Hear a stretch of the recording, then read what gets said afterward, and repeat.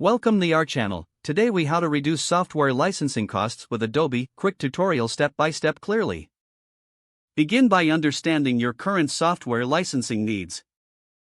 Evaluate the number of users and the types of Adobe products in use. Identify the features that are essential for your team's workflow. Explore the Adobe volume licensing programs available. Consider the Adobe Creative Cloud for teams or enterprises if you have multiple users. Review subscription options to determine the best fit for your organization. Check for discounts or promotional pricing available for educational institutions or nonprofits. Utilize Adobe's licensing tools to manage and optimize your software distribution.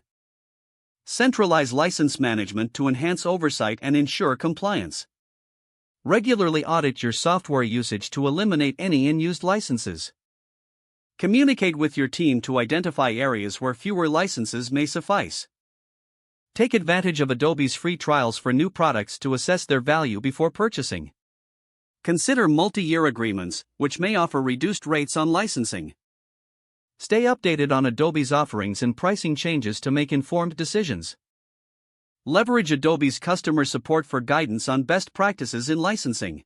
Document your software licensing policies for clarity and consistency across your organization. Regularly assess your software needs to adapt as your organization grows or changes. Implement a process for feedback on software usage to continuously optimize your licensing strategy. If the page does not load, refresh the browser or try again in a private or incognito window. Make sure you are using the correct email address, then retype it carefully to avoid small typos. If your password is not accepted, use the reset option and create a new strong password you can remember. Check your spam folder for verification or security emails, then complete any requested confirmation steps. Enable two-factor authentication if available to improve account security and reduce unauthorized access risk. After signing in, review your profile details so your contact information and settings are accurate and current. If you see an error message, note it down and try again after restarting your device and internet connection. Log out when you finish, especially on shared devices, to keep your account and payment information secure. If the page does not load, refresh the browser or try again in a private or incognito window. Make sure you are using the correct email address, then retype it carefully to avoid small typos.